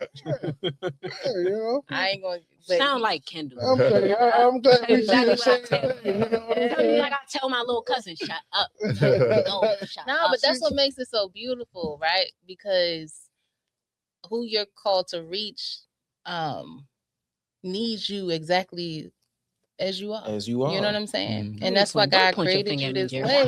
way with your energy. Because even if you weren't saying curse words, right? I don't even call them, like, if you weren't using that language, I'm never gonna stop doing like, it that way. it would still hit. You know what I'm saying? You have that. I and think we it's reach what we need to necessary. reach. It's Mhm. necessary. I It's received that. necessary. I received Right. that. Know the word well enough to know that. Yeah. Thank you, Thank you. Jesus. Don't start, Chaz. All right. Don't start your shit tonight. She saw what I saw, you know Come what I'm on. saying? So All I right. appreciate that. Oh, You I'm know about what to I'm ask saying? questions. Niggas get on my Yeah, nerves. All right, sorry. It's Get going on my slow with that. Niggas call me shit once a month. Like, nigga, I heard you last month, Chaz. Oh, man. Hey. Heard you last month. Heard you last year, nigga. I guess God, like, hello, Yeah, you know what I'm saying? hello. God is like, hey. Do you believe your success? Oh, man. Hey, I'm really crazy, yo. I'm trying to tell you. Trying to tell you. Sick of these niggas. All right, you know what? I don't got no questions. So I hope you enjoyed your little spiel. Chaz, go ahead and flip the script. Because everybody cute tonight. Before we do, I know we on time, but what was going on with you earlier in this women Oh, yeah, in this she thing? on you. Like she was on you earlier. Oh, I just no, kinda- Honestly, I thought I was going to use that as, I thought that would be an interesting angle for the show. But Yeah, it would've been- I'm just curious. Like, what did you do? You know? She might be talking about like the old me. Last week. No. you can't look at stuff and say he used to be a whore. He used to be a whore. No. He brought it up. I was going to let you go. Look, You see? That's and- all that man time shit. I'm a- Where was it? who the camera? I was letting you go. Who the That camera? used to be a Who the- whore. You wanna know He what knows you did? it. Used to be a whore. Hold on. Let me clarify. For the record, you wasn't my hoe, but he was my hoe. I was don't let her fool you Okay, guys. touche. I'm a Allegedly, homebody. man. Allegedly, there you go. Allegedly a whore. Touche. I'm a homebody. Good spiritual man. Touche. Now, I'm old notice the now. awkwardness in which he said that. You notice how he stumbled over it, how I'm a difficult old it was, man how now. it just wasn't free flowing. I'm just in How grind. you lying. It's like old She was stuff. breaking down this stuff I was trying No, to I get do to the think mic, so. I will say this though, because I do think that this is like good information to have for the show, right? I think like generally speaking, right? Because this is good prep for the panel too, right? We're having a live show about what men really want, right? I think as women, we often think we know, and I think that that's very inaccurate. I think that women, whether we want to admit it or not, you get stuck in your ego. And you think that the way you're loving him is the way he needs to be loved, and that's not accurate or fair. And so I think that for me is the purpose of the conversation, right? You think you know what these men want, but I don't think that you do. And I think that we should have a conversation live and in person about what you think the correct way to love or treat or consider or encourage or support a man is, and then hear from him whether or not that's accurate. So this is what we want to do, right? But as a woman, and I'm only speaking for like if you gotta be 30 and over for this to be applicable to you, because I think 30 and under you have so much life left to like live before you're gonna get some of these lessons anyway. But I think like specifically for the 30 and over, like I think what I said to Steph, and I do think that this is true. I do think that this is true. By and large, for you fucking dummies, because I know you niggas can't have me. I think that like this applies to a lot of people, but it doesn't apply to everyone, right? Steph included.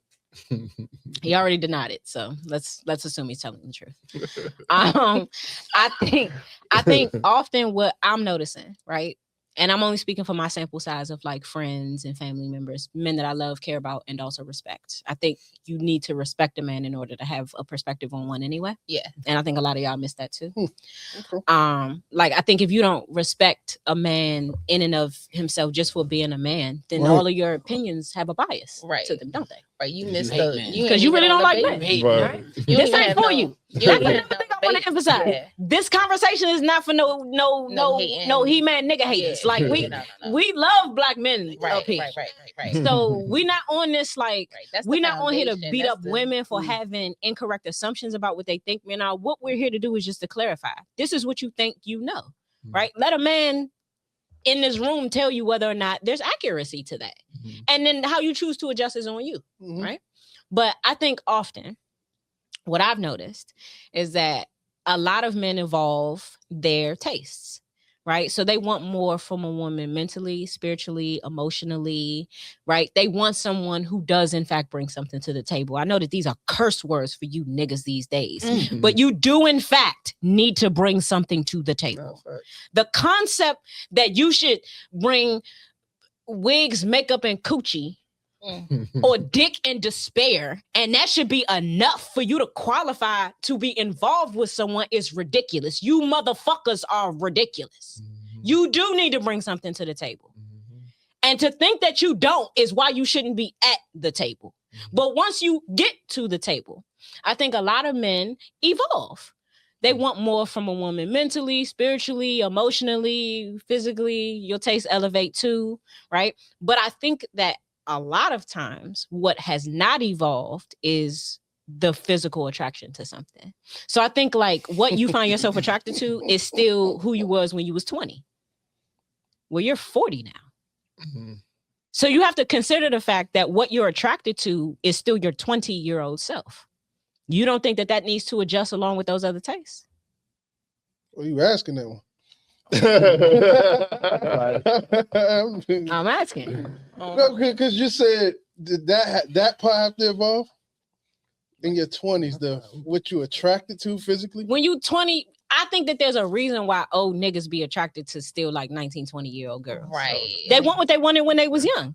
And now they was losers and couldn't get them bitches then, but now they can. You got that shmoney on. So I'm still attracted to this. I still only want this, and now I can have this. But it's two different types of those, like the dudes that can always get them and dudes that just now can get them. It's like going, it's like being at the club young. Like it does nothing for you. So a dude that was always getting girls, whatever, it's like, all right, yeah, I've been dating these type of girls. I know I can get, so I don't have to go spend to show them that I like you, whatever.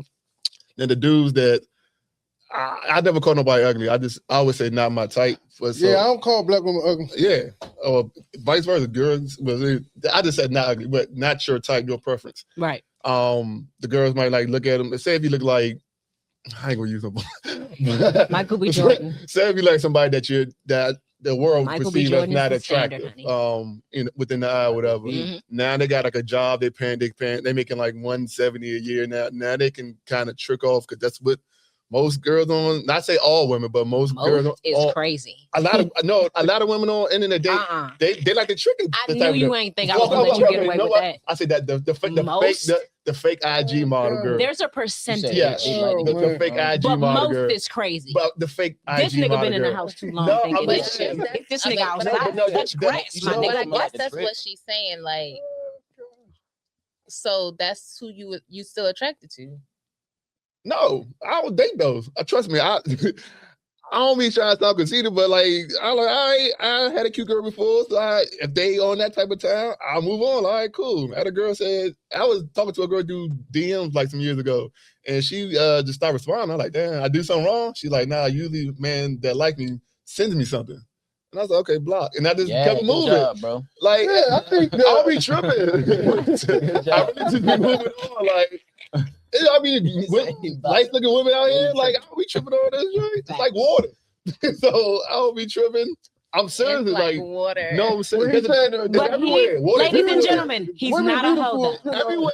It's a Like big- water, but he's not a hoe. So He's absolutely not one.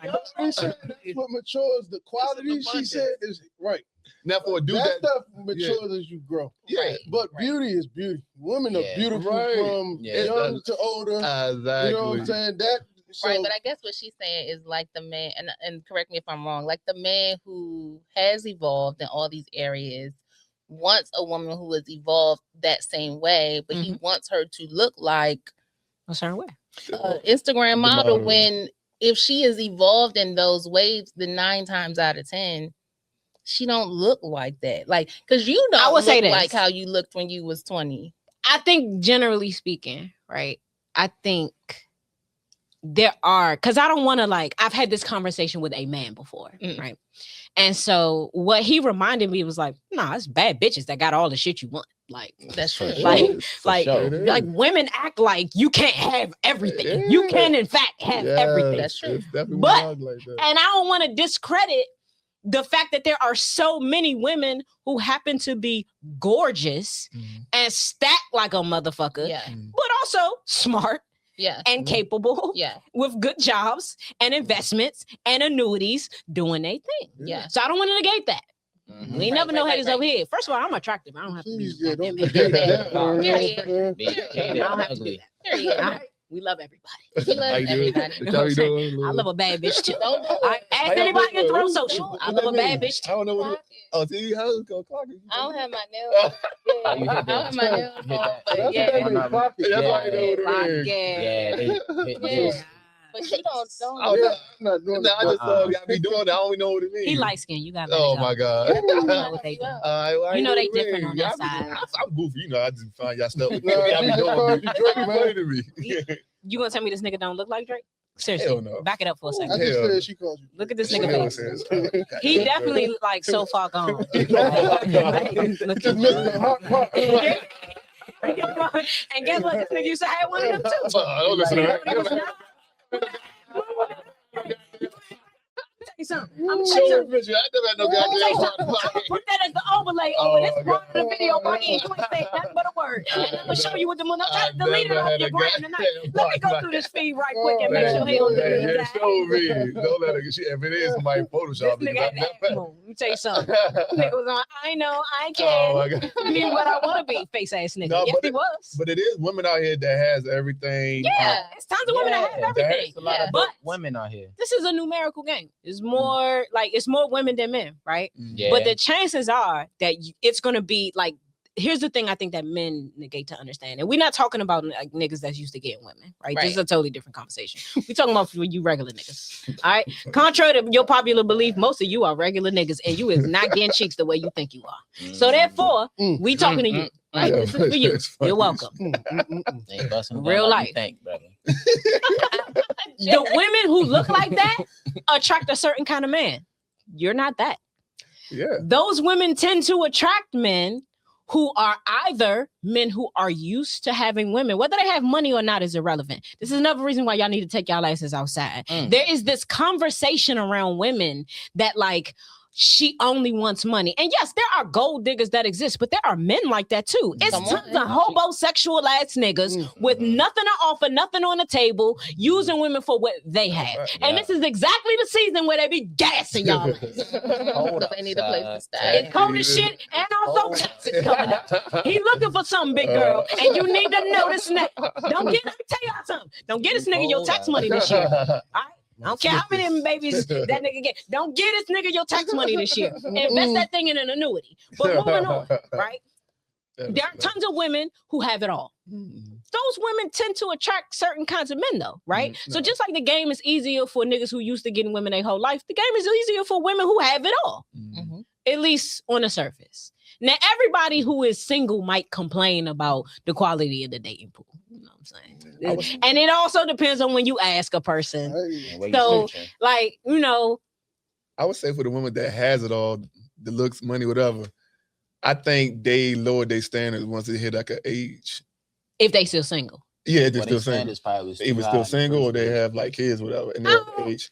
I think that's possible. I'm not saying that that's wrong, but I think as a woman, we have to also consider that like your tastes have changed. Right. Okay, yeah. So like maybe your understanding of the fact that like, no, I just want a good man. And like, yeah, there was a time when that good man needed to also be rich. Right. Or powerful or whatever. Right. And now like, yeah, okay, maybe those things don't matter. But I don't want to make it seem like for all women, that's because they're like, oh, she got older.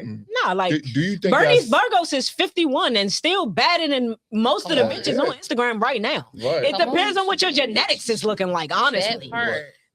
She's single too, but still, like, I'm just saying. But what I'm saying is like, I think like I'm trying to get out of a space of assuming that my sample size is what is happening. Right. And I want to give room for like all kinds of perspectives. Because like there are men who like, no, they single and they love it. They're not lonely. This is what they like to do. They enjoy this. And it's not always selfish or self-serving. Sometimes it's just like, I'm not the man that I want to be yet. And I know that I'm not able to commit in the way that I would really like to. That doesn't mean that I'm not capable of it. It just means that I don't want it right now. The same is true of women. How would I know that perspective? But I think that you can like be capable of something, want something eventually, but no, you're not ready for it at this moment, and not like approach the moment with like fear and trepidation. Or disdain. Why is it wrong for me to enjoy dating? Right. I am a person who, I'm not gonna lie, it took a second, but because it could be fun. It's fun. I think dating is fun, and I think also being honest with yourself is the best position to be in. It's fun. I'm gonna distinguish that. No. On the women end, it's fun because don't get mad at me because y'all not paying for most of the stuff. First of all, that's not true. It's fun on the men's side because we're getting. I'm gonna stop you right there, and this how you know the caliber of bitches the nigga dealing with. Now, see, now I gotta get the nigga ass. He did this to himself, ladies and gentlemen. I'm telling you. First of all, a real man will go most likely pay for everything. Most likely, a real man. But, I'm not saying make no mistake, are black women not the most educated sect of people in the country right now? Which means that black women are typically also the breadwinners in most of these situations. You're talking about it like we couldn't just because we don't. I said dating. That's what I'm talking about. In dating, not that I can't afford it. Now for you, now you want me to do tonight? Whatever. I do the reach all the time. I do reach all the time. I don't mean it, but I do it, and I would be happy to do it. Okay, that's you. You got it. Any girl that got it, whatever, they can do it if they really like the person. I feel like that's the difference. Women who have money do not mind spending money. They don't. But they want that man. If a girl got that, they just time out. Seriously. Dating for men ain't about the money part. It's not. If you're a serious man, it's not fun.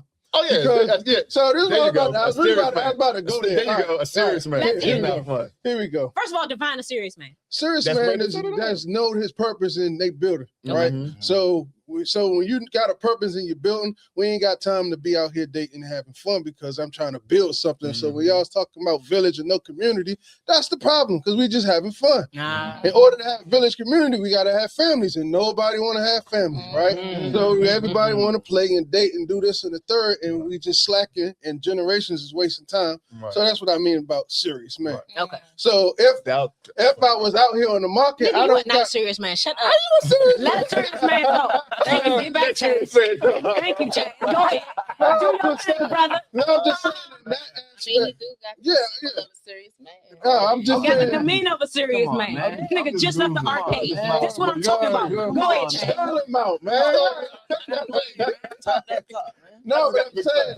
So in that aspect, it's not fun for men because we ain't got time. We building, we working. I ain't got time to hop on date after date after date. I'm intentional. I need a helper. Right. in this. That's So right. that's what I'm looking for. And then once I find it, we done. Let's build. We good. Facts. Now you got pockets of men. Yeah, it's fun for them because they just hopping from woman to woman. That's true. And then in the long term, it's going to catch up to them for sure.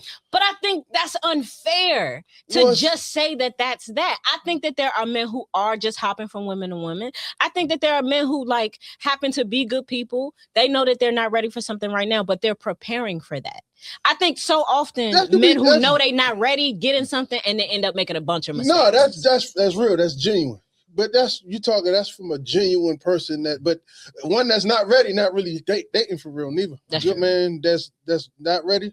They kind of homebody, just going to work. Because solid. I know Yeah, they going to work, coming home. They not even out here enough to do, because they know they not ready. Things tend to fall in the ready, laps I'm of them just niggas home, though. You know what I'm saying? 'Cause otherwise, they know they either wasting their time or the woman's time because I know I'm not ready. So I'm just Yeah, here that's just true. for what? You know what I'm saying? So Mhm.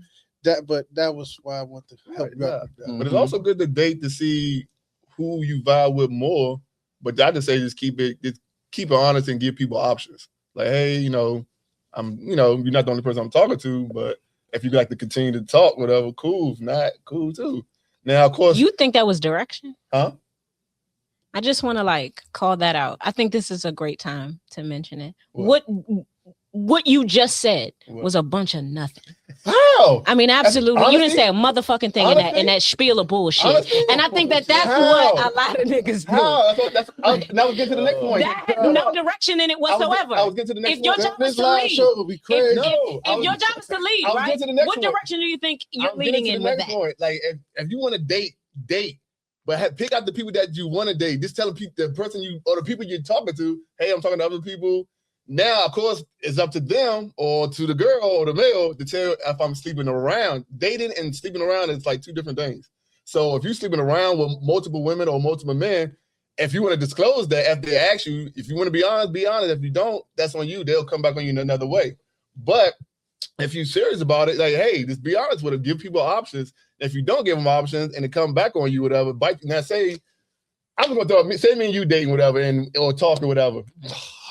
me and you talking, whatever, and you got your roster. I got my roster. We talk, but we both trying to intentionally date, but we're just trying to figure out which one that we want to do. Okay. Now, if I ask you a serious question, I feel like I want to get serious with it. How many people you sleeping with, or are you sleeping with anybody? That's up to you to tell me the truth or not, whatever. Versus vice versa, whatever. So once you go beyond that, you like, I ain't fucking. I don't want to cuss, but I ain't getting in with nobody, whatever. You like, cool, I ain't getting nobody. Now things get a little serious when you start like asking more deeper questions. And that's when you started weeding out who I really want to talk, which one match more with what I want in a wife, or which match more what I want in a husband. And that's when you can start weeding them out. But if you're talking, if you're just stuck on one, put all your eggs in one person, whatever. Now that's when the feelings get involved, and now he's a F-boy or she a hoe. It's all that stuff like that. Just be up and front and honest, whatever. Give people options. That's the point I'm making. Give people options. You done? You get what I'm saying? Give people options. I want to hear if she's got some thoughts. I'm gonna let you. That's a lot. Like that's a lot. So, I am single. I am dating. I have friends. But I'm like keeping it at a friendship level because I feel like to take it there. So like to even like when you were talking, I'm like, oh my God, the thought of sitting across from somebody and him asking me that. And I'm like, I'm really not sleeping with anybody. And then he's saying whatever he's saying, like you said, it's up to that person to tell the truth. Like that is crazy. Like that, that is scary. Don't worry. Let her finish. Go ahead. I'm gonna break down why that shit was ridiculous. No, I got to rebuttal that's to that. scary. Don't worry. I'm because gonna give you a play-by-play on why that shit was stupid. It's like you don't really know who you sitting across from, and like if they are asleep, what if he is sleeping with like a billion people? That is It'll crush you. that. Yeah. But it's just like the thought, even health wise, like is crazy. So what's your purpose of talking to multiple people as friends? What's the purpose? So I That's a good really question, want to actually. get to know somebody truly. You know what I'm saying? Like really get to know them in a sense where it's not about sex. It's not about even like the dating part. Like at my age, like I've been on extravagant dates, trips. I've done the things, you know what I'm saying? So at this point, it's like, I don't want you to sell me a dream. I want to see what your real life is like. I want to see who you are as a man. I want to see how you think. I want to see you in multiple seasons. Like, what are you like when tragedy strikes for real? You know what I'm saying? What are you like when you have money? What are you like when you don't have money? What, you know what I'm saying? But you only can see that over like a period of time. And that doesn't mean that it has to be an extended period of time. Y'all be out here like, we've been together for 8 years. Like, it don't have to be an extended period of time.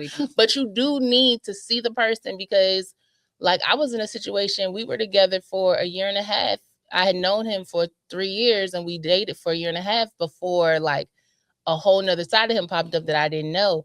And that was scary, because I'm like, how have I been around you and I never saw this? But it took up until that point for me to see it. You know what I mean? So it's like, I really want to be friends with the person, because when you start talking about marriage and building a family, like, think like, do I trust this man around kids? Would I trust this man with my kids? What do I want to have kids with this man? Like, when you start talking about family and then looking at his family, and not that always plays a part, because people grow, people evolve, people change. You know what I mean? Make no mistake. You know what I mean? But that's something to look at. Like, that nigga mama is your future. That's what I'm saying. How was he raised? You know what I mean? Like, do you really like like, how would he parent? You know what I mean? Do y'all believe in the same things? No, but that's where you ask questions. That's why I say you got to ask questions. But the questions got to go beyond like, how many people have you? I think that's the point she's making. Okay. Like, it could go beyond that. Those questions were very surface. You don't keep it I know what I'm about to say. So everything is a risk. You can talk to the perfect guy, the perfect girl, a year and everything going smooth. You don't know, it might be something where y'all go do something serious, and might be some domestic violence on both ends. Where you're like, oh, she hits me, or he hits me. But that's what I'm talking everything's about. Everything's a risk. But it needs to be a calculated one. Like, it don't need to be like, you don't need to be willy-nilly. Even if it's calculated. When you think about it though, this is the rest of your life. Like, this is your life. Yeah. So it's like, you only get one life. You only get one body. So if I'm out here just kind of willy-nilly with it or whatever, just based on what the person looked like or what they're presenting to me right now, like, you can literally ruin your life with one choice. You know what I mean? Being connected to one person. And when you talk about being intimate with somebody, like, ties, baby. Oh my God, that is the closest. That's the easiest way to like throw your life in the trash. You know what I'm saying? Like, it's the easiest way. And like, not to get into the Bible, but the Bible speaks specifically, like, when they talk about the Proverbs 31 woman, they always directing it at women, but that passage was written to a man. He was telling him, this is the type of woman that you want. You know what I mean? And when you read Proverbs in general further, when it gives instructions to men, it specifically tells you not to be with loose women for specific reasons. Because that, when you think about, if you want to overthrow a country, if you want to do something to anybody, if you want to, when you look at, if somebody's selling drugs in your territory, you want to get him out, what you going to send a woman? Of course. You know what I'm saying? So you got to be mindful. Like, I don't know. I think I've just gotten to this place, because I'm like in love with love, always in love with love. But I've gotten to this place where I'm like, you know what? Let's pause on the love. Let me think real quick. Let me make sure that you making sense. Y'all be blinded by that love nonsense. Let me tell you something. That ain't love, honey bun. That's lust. First of all, you lusting, and that thing feel just like love in the right moment, but it's intoxicant. The intensity probably. Here's what I think is important, right? To circle, and then we're gonna get to Chase's segment, and we're gonna get up out of this joint. This ain't Drink Champs, nigga, and you're not keeping us in here all night. See what I'm saying? I told them that before the show started, and I feel like nobody believes. How could it possibly go 2.5 hours? This is how, nigga. That's what I was trying to explain to y'all. See what I'm saying? Niggas don't listen. They think I'm joking up here. It's easy to slip into 2.5 hours, and we getting the hell up out of here. But this is what I'm saying, right? With regard to your questions, right? I think the first issue is that all of those questions were very shallow. And I know, you're like, deeper questions are to come, right? Here's the issue, though. I think that line of questioning feels reflective of kind of like where the dating spectrum is. It's a lot of people who think that their pursuit of something must involve multiple players. And I think that's a part of what Chaz is talking about. When you're serious about your life, about your purpose, about what God has for you, you do not have time to play this whole I'm scared to put all my eggs in one basket game, because a man is willing to take that calculated risk, right? This is where they're talking in lines, and this is what leaves you out of that. So, and that's not because you're not wonderful, but I think that there is like a maturity. I'm just saying, I think there's a maturity that must exist in dating. I think that And the mere fact that we're still talking about bodies y'all confusing like this sex with 07 dating. is crazy. Y'all confusing sex with dating. I'm not talking about. We only asked about dating. You brought up sex. I'll give me this distinguish of dating and sex. Now you can ask the person to see how serious y'all are.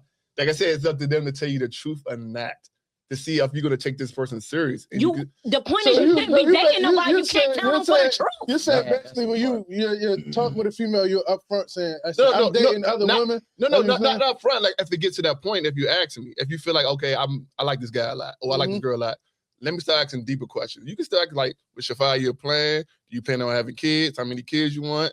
Like what type of passion you got? What type of job? Like, do you plan on staying content where you are? Like those type of questions. But as you get along and you start like, damn, I just like or whatever, more than I like the other 3 that I'm talking to, whatever. Let me ask some deeper questions. I'm your conscience. I really should have let this dating subject go 15 minutes ago. even in a way, you don't I'm even your have to.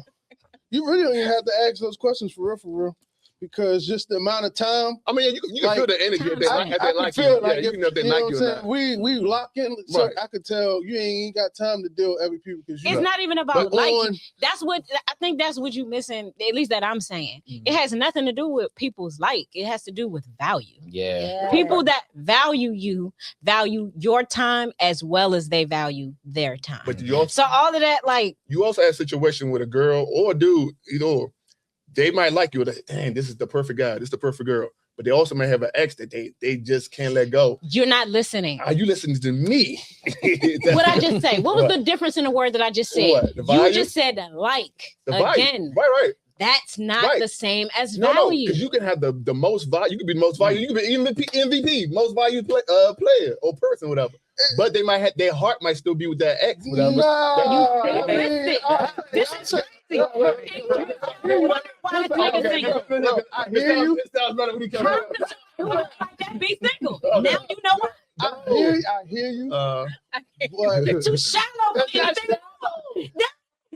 Time to keep going back and forth. He's too shallow in it's not conversation. shallow. It's This is what I'm talking about when I say niggas is still 20. It's not. Go ahead. Say what you. Wrap it the fuck Okay, up. say what you- We say been here all night. what do you got nah, there? we gonna wrap it up. You know what? This ain't free. Too shallow for this motherfucking conversation. You still talking about No, liking. We talking about value. I And was- we not talking about if a person likes you. We talking about if you value them. It It doesn't. changes your behavior. That's what I just said. If you actually like this person, but they might still like you, say, "Oh, you value a person," but their still heart might be with their ex. If they heart is what they act, they Yeah, don't that value you like that, value. nigga.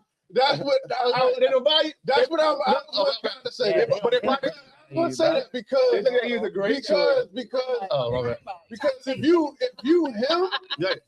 if you him, Wrap it up. then her heart leaves if you him. It's just Real that's talk. how it is. Because if she Yeah. value You know you what I'm more saying? than she So, value but you. Yeah. No, I feel like respect that's is not my a situation ex with a when guy. So if you it's have. that situation, No, you're not there yet. if it's that situation, Yeah. then you gotta look in the mirror like I'm not him. and you 'Cause gotta. if I'm him, Also, Yeah. if I'm him, What you- I'm what you- I'm what you- my what you- like nigga? this is what she was saying in the beginning. What I really I'm said your was Can you pick between them and somebody they decided to leave? You know what I'm saying? Like if somebody is like you in your mind, like, all right, I like this person, but they telling me they like me, and the person they just left before them, like, that's not even someone you really want to be juggling your mind and your heart with at the time, because it's not somebody that really You value should you. in that never sense, trust because you. that's like- You should never So- trust that mother. so Never. she- Trust me, I've been through it. I shouldn't trust my what heart. she said in the beginning. This is Okay. this was shit in the beginning. I said I walk with my own atmosphere, right? Mm. So think of it like gravity. Don't let her in your If space. I'm him, Mm. then my gravity is gonna pull her away Right. from the other planet she's attached to, regardless. Mhm. So it's no worry in my book because I'm a magnet. Talk Like, that talk. but that was it. That was In a world of confusion, you don't even want her in your space. But you know it's toxic people out here. But it- Toxic people can't even come around. You know what I'm saying? I'm your Yeah, lots of toxic people. You No, I get attract exactly what you saying. present. I get fool. exactly what he's saying, but there are If you toxic. attracting toxic, No, you got some toxicity in It's you. a lot of toxic in this world. You We live in a toxic. toxic You world. toxic. We live in a toxic You world. toxic. I have been. Man. Not saying that because I'm to myself. I'm at home. I'm literally. People don't believe me. Like you can look at my group chat. I'm your conscience. I'm really at work. I work Hey. around the clock. I'm at home. I take naps. I go to the gym. I just and I get realized back up I and do told it the all whole over show again. that I'm actually a toxic nigga on accident. I'm born, baby. I'm That's a your good man man born. over there. So, That's a good I'm man. for the second That's a good time, man, we're gonna Savannah. flip. We're gonna flip the script this That's segment a for the good second man, time. I'm gonna only Savannah. ask one question to all y'all, Yeah. Mhm. and give me a quick reason why you chose what you chose, and that'll be it. All right, bet. Would you rather know you're great but feel unseen, or be seen by everyone and still feel like a fraud? Ooh, Chaz. Bottom Know of the that I'm ocean great today. and Yeah. not be seen Okay, well, because that always can like change. It'll eventually change. Because it's organic versus just a quick overnight success. Mm. 'Cause they don't last long. okay, that's it. Know that I'm great and not be seen, because I am whatever I'm thinking is who I am. You know what I mean? Okay. Powder mind is very important. Mhm. Note for 2026. Nah, fact. As a man thinketh, So, so is he. Mm. I'm gonna say the opposite. I think I would rather be seen and then not know my full value fully, because sometimes I still feel like I battle with that in the moment where like there's things I do and say and impacts that I have that I don't even realize is happening. So I might not feel like I'm the greatest of whatever I may be doing, but whatever I said might have saved somebody's life because I was able to share it with them for real. And in that moment, not saying I don't want to feel like I'm him, because I still feel like I'm him, and that's always a battle that we as the artist and consumer have, but artists and creative have. But I think I would rather whatever I'm supposed to be doing reach who it need to reach. You feel me? Then if for example, if I'm supposed to be sharing something, I'd rather be shared, and then maybe I might not like, dang, I ain't really say nothing. That wasn't it for real. Like, dang, I don't know if I did a good job. But then it's like, yo, that was awesome. I needed to hear that. That was everything I needed in my life. So like, I don't know. I think the impact is probably what's important, especially if I'm called to share with people. yes, sir. Me. Yeah. Mhm. So a man thinketh, so is he. Mm. On that note, it's been great having y'all. Appreciate the invite. So much. Did y'all have fun today? Nah, I had a it's fun. blast. It was great. Thank you so much. I so appreciate it. Nah, definitely was We fun. really aim for that. You know what I'm saying? Steph knows he's my man. And honestly, I'm gonna be honest with you. If you a nigga on this show and I don't pick on you, that's probably the Nah, worst fact. sign ever. Honestly, Let me usually give means I me don't like a her nigga. flowers, man. I went to her first show. She's a dope artist. Like She was. It's like, now back in my Nigga, I'll burn you up right now. yeah, you Put would. a beat on. Nigga, I got a Bluetooth right here. What you want to do, Jack? Huh? Let's get it. Let me tell you something. This nigga ain't say nothing but a word. Let me tell you something. Oh, come Tell you on. something. Told you she ain't We're gonna retired. do that off camera. Let me tell you something. That's going in the clips right there, baby. Now that we talking about it, implementation immediately. This nigga. You still got it. Man, I ain't messing with this dude. We're getting up out of here. Wonderful, wonderful show. We had such a good time with you guys. We really did. And this is the aim that we intend to create every time. Like, this is what we want to do. We want to be able to bring strangers in and have them leave and feel like they made some friends. So we truly appreciate you guys. We want to go one last round of introductions. Spell out your social media. That's always what I say. You never know. And then we're gonna get on up out of here. We're gonna start with you, Jerry. It's Jerry Holmes, Jerry like Jerry Springer, RIP. Ease of 3 Homes like public housing. Search me up, you gonna find me, baby. I'm Veronica So Creative Essays. So it's _IAMSOCREATIVE _. So that's _ I am so creative _ Stuff on Edmonds, Instagram, Smile711. If you ever need any graphic work, animation work, let me know. The link to my website is in my bio. Thank you. Amen. Chaz? Oh man, Chaz DL, this was great. I really enjoyed myself. For real, if I did. To the fellas though, one last time.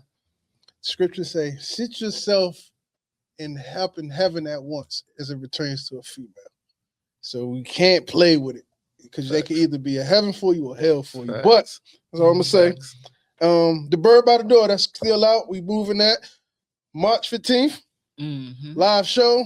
Come out. Chill with us, vibe with us, man. We're gonna have a good time. Like, share, and subscribe. This has been great, and I appreciate y'all. And then yeah, Mia, we do it. For sure. And I am, of course, your host at Mia Was Here, 5_. Make sure y'all follow the @You Weren't There podcast everywhere. Make sure y'all like, share, and subscribe, like Chad said, on YouTube. We look forward to seeing each and every one of you guys on Sunday, March the 15th. We got an open bar. Come have a drink with us. Come have a good conversation with us. Come meet a new friend. Come meet a new contact. Expand your network.